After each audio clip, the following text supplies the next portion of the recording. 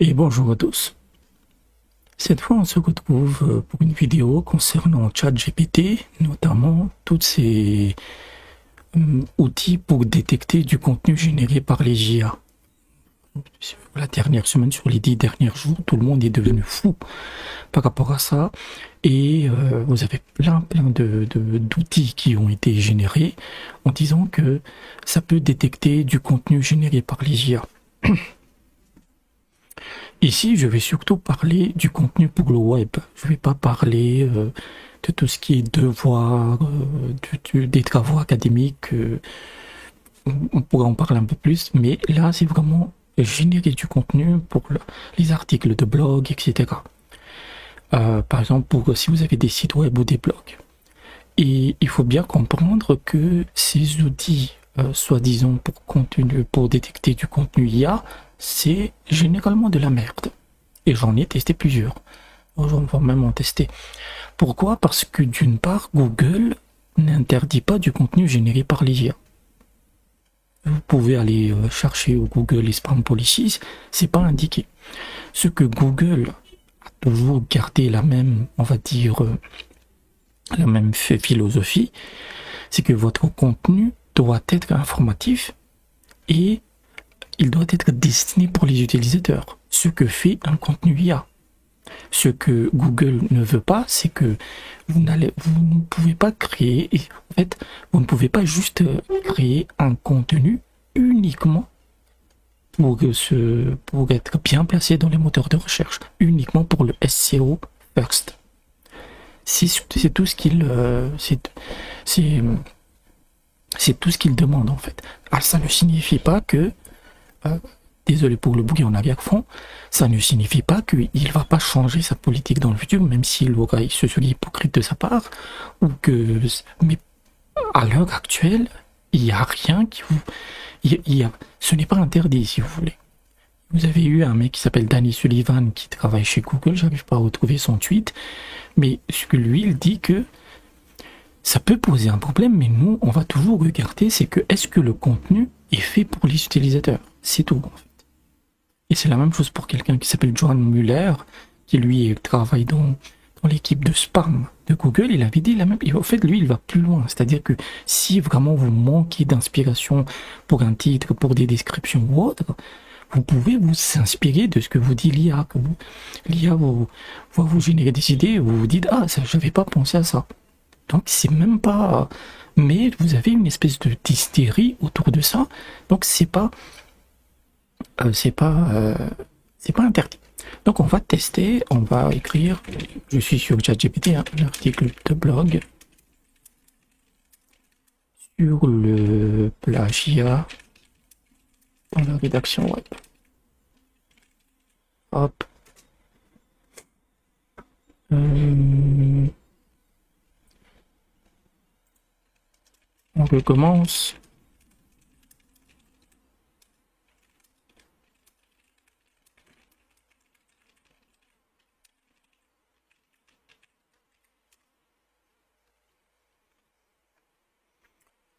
Je pense qu'il va l'écrire. Et maintenant, par rapport... donc oui, il va l'écrire l'article, c'est juste pour tester en fait à quel point c'est pas très sérieux ces outils. Par rapport à la rédaction web, j'ai vu passer des plateformes, je ne vais pas citer le nom, qui ont dit que le contenu généré par les IA est interdit maintenant dans leur plateforme et ils pourraient suspendre le compte des rédacteurs web. Moi, je suis rédacteur web, donc ça m'intéresse et je trouve que c'est vraiment débile. Parce que, en fait, les clients de la rédaction web n'ont pas à s'occuper comment on génère le contenu. Ce n'est pas une question d'honnêteté ou de malhonnêteté. Le but, c'est que est-ce que le texte que vous avez fourni correspond à la demande du client? C'est tout. Et moi, je génère énormément de textes. Moi, je ne fais pas de génération comme ça, en fait. Moi, je fais plus de la traduction. Je vais générer telle ou telle chose. Je fais surtout de la traduction parce que j'ai beaucoup de sources anglophones. Mais même quand je génère du texte, en fait, je dois toujours modifier le truc parce que ChatGPT n'est pas parfait. Donc, parfois, je dois faire entre 30 à 40% de correction. Je peux lui rajouter de nouveaux paragraphes. Tout ça, c'est du travail du rédacteur web. Et la prompt, c'est-à-dire que ce que je viens de lui demander, c'est moi qui le fais.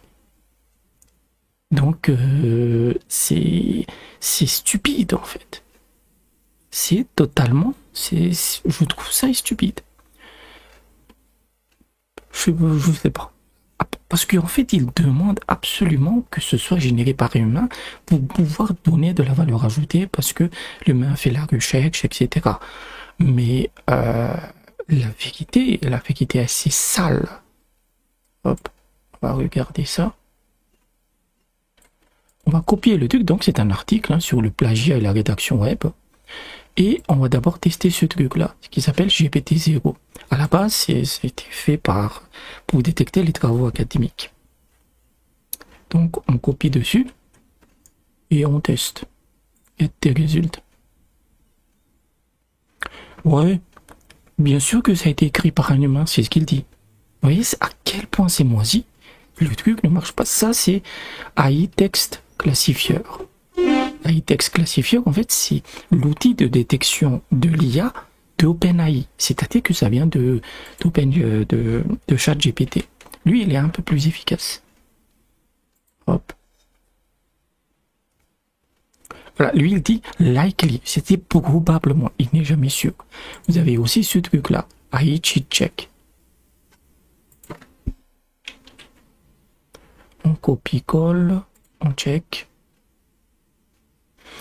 Voilà. C'est 100% du texte a été généré par un. C'est-à-dire que sur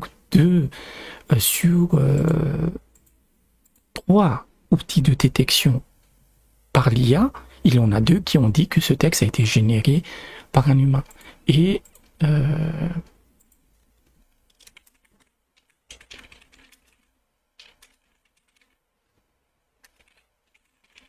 le style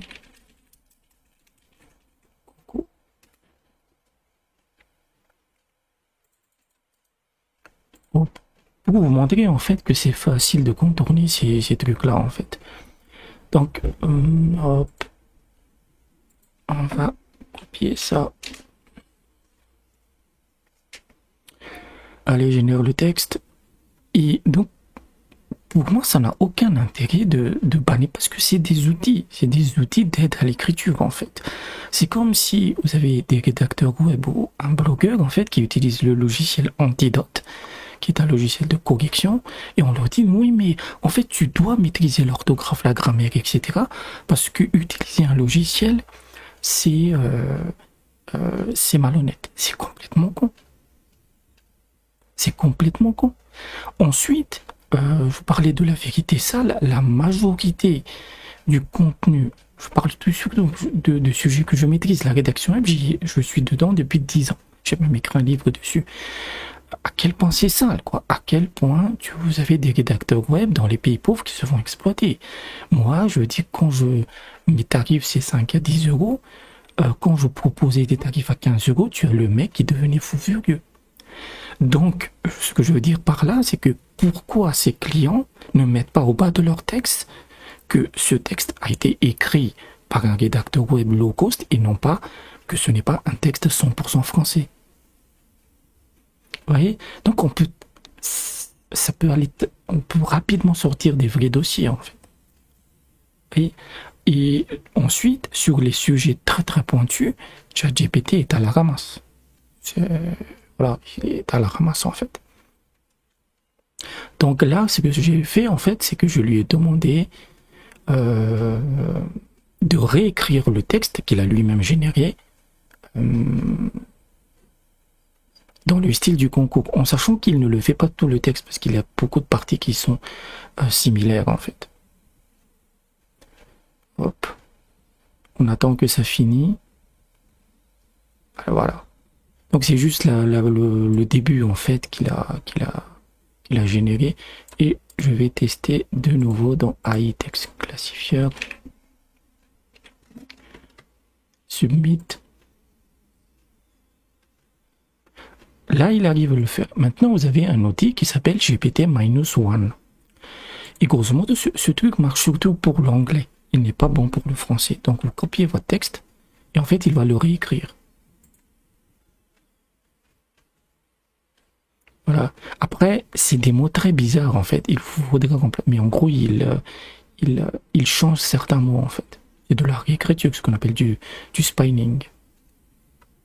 Hop. Ça marchera pas, hein. Il faudra réécrire absolument le texte, mais je vais le... Juste pour... Mais en anglais, il marche très très bien. Voilà, possiblement. Le truc a déjà changé, alors que il a juste changé quelques mots. Il a juste changé quelques mots. Le truc, c'est que c'est pas cohérent, puisque ce truc-là a été fait pour l'anglais, ça marche pas pour le français. Et c'est tout ce que je vous dis, c'est que si vous générez du contenu par l'IA, en fait, et que le contenu est bon, que vous dites ce truc-là est bon, il a été bien fait, vous devez checker tout ce qui est les informations qu'il propose, parce que souvent ChatGPT invente des informations, vous corrigez et vous proposez un truc beaucoup plus riche, beaucoup plus diversifié.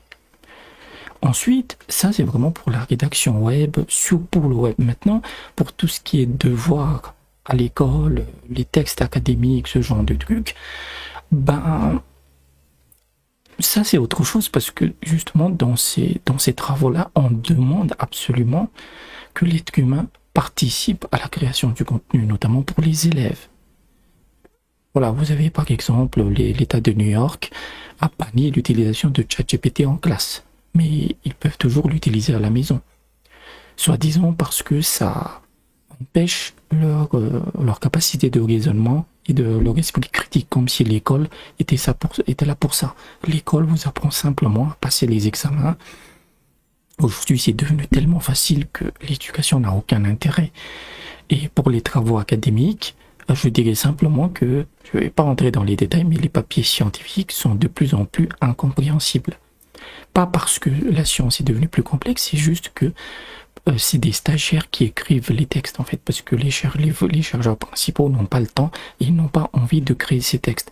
Donc si tu as les données, l'état de l'expérience, tout, en fait, tu as vraiment les paramètres réels, tu les donnes à ChatGPT qui peut te fournir un papier beaucoup plus lisible. Donc c'est bénéfique pour tout le monde, puisque les données seront réelles. Tu n'inventes rien, en fait. Donc je trouve ça, cette espèce de frénésie, extrêmement inquiétante. Et surtout, c'est surtout venu des experts du SEO, ceux qui proposent des outils à 100 balles par mois, parce qu'ils se rendent compte que là, pour le moment,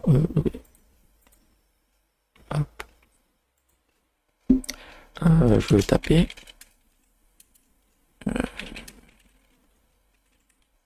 non, je vais simplement taper comment ChatGPT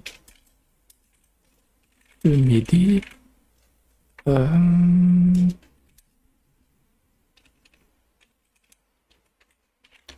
le SEO d'un site web.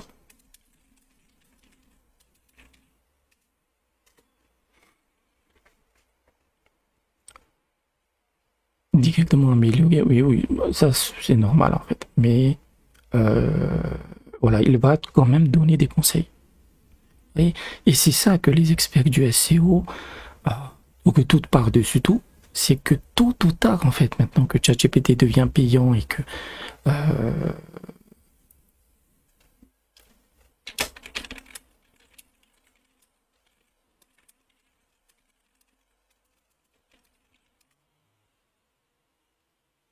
il faut juste parfois reformuler la requête et ça marchera en fait. Et évidemment, il va vous dire des trucs bateaux. C'est des trucs répétés plusieurs fois. Mais c'est ce que disent les experts du SEO. Et la principale ressource précieuse des outils comme SEO, Moz, Ahrefs, ce genre de trucs, c'est les données. C'est les données qu'ils ont accumulées au fil des ans sur le web. Et tôt ou tard, l'IA va se mettre à analyser ces données, parce que dans l'analyse des données, il est un champion. Donc tôt ou tard, en fait, ces outils seront de plus en plus abordables. Moi, j'aurais bien envie d'utiliser ceux-ci parce qu'ils sont trop chers. En fait. Donc, toute cette frénésie, toute cette hystérie vient du fait que ils sentent en fait qu'ils perdent leur monopole sur le positionnement du contenu, sur la création du contenu sur le web. Et quand on regarde ces conseils, oui, c'est des conseils basiques, mais c'est des conseils qui marchent. Lien interne, le site doit être rapide, image optimisée, etc. Et ça, c'est juste une requête de base. Si j'avais été beaucoup plus spécifique, j'aurais eu de bien meilleurs résultats. Donc, c'était juste pour une vidéo qui suit un peu ma dernière vidéo sur Stable Diffusion, Midjourney et le Fair Use. En fait, c'est que je comprends pas, en fait, la peur panique. C'est une panique morale autour de l'IA. Personne, en fait, ne prend la peine d'exploiter cet outil pour voir ses limites et ça va juste émanciper les gens. Et je terminerai avec Google. Ce serait pour moi très étonnant que Google bannisse le contenu IA à l'avenir, parce qu'il va faire la même chose. Google est en panique, ou pas en panique, mais il s'inquiète de la popularité de ChatGPT. On a appris que ChatGPT avait dépassé la barre des 100 millions d'utilisateurs en l'espace de 2 mois. C'est la plus forte percée en 20 ans d'Internet. Aucun service, aucune application n'a eu un succès aussi monstrueux en aussi peu de temps. Donc Google prépare des trucs, il y a un truc qu'il prépare qui s'appelle Apprentice Bard, qui serait une équivalent de ChatGPT, mais alimenté par l'IA de Google et les données de Google. Donc s'il commence à dire que on va bannir le contenu IA, il se tire une balle dans le pied. Et donc, les IA sont là pour rester, à nous de nous adapter pour créer beaucoup plus de contenu, pour être beaucoup plus riche. Et parfois, paradoxalement, quand j'ai vraiment envie de créer un dossier extrêmement fouillé, j'utilise ChatGPT. Ça me prend beaucoup plus de temps de créer le texte que si je l'avais fait normalement. Pourquoi? Parce que cette IA me donne énormément d'idées toujours pour enrichir le texte et à la fin vous avez un dossier en béton armé. Donc voilà ce que vous n'avez pas à vous inquiéter ici, quelqu'un vous emmerde sur le fait que les contenus générés par l'IA, vous leur montrez ce type de site, donc ça c'est gpt0.me.me, AI texte classifier d'OpenAI, vous tapez ça sur Google, vous trouverez, et AI cheat check, et vous leur prouvez en fait que ces outils ne valent rien. C'est comme les détecteurs de mensonges en fait. Parfois ça donne du vrai, parfois ça donne du faux, et ça peut pénaliser énormément les rédacteurs web pour une autre raison. C'est que quand on écrit pour le web, on écrit de manière algorithmique. On écrit comme ce que Google souhaite. Ce qui fait que vous avez plein de rédacteurs web, de blogueurs, etc. qui vont écrire du contenu à la main. Ils ne vont pas utiliser ChatGPT, mais ces outils sont tellement moisis que ça va être détecté comme étant généré par l'IA. Et donc, ils seront très pénalisés, ce qui est dégueulasse. Donc, demander à l'IA de bannir du contenu par l'IA, c'est vraiment stupide. Je trouve ça stupide, en fait. À la limite, il devrait recruter des milliers et des milliers de personnes qui pour lire chaque texte qu'ils proposent ou qu'ils vendent ou qu'ils publient. Là, on pourrait dire qu'ils seront dans leurs éléments du Moyen-Âge. Donc, voilà. Je sais que les IA vont remplacer beaucoup de métiers, mais je vois pas de sens, en fait, à les bannir de manière stupide. Ça n'a aucun sens, en fait, pour moi. Donc, c'est tout ce que je voulais dire. Merci d'avoir regardé la vidéo. Mettez un pouce j'aime si vous voulez, abonnez-vous, partagez la vidéo, et je vous dis peut-être à bientôt.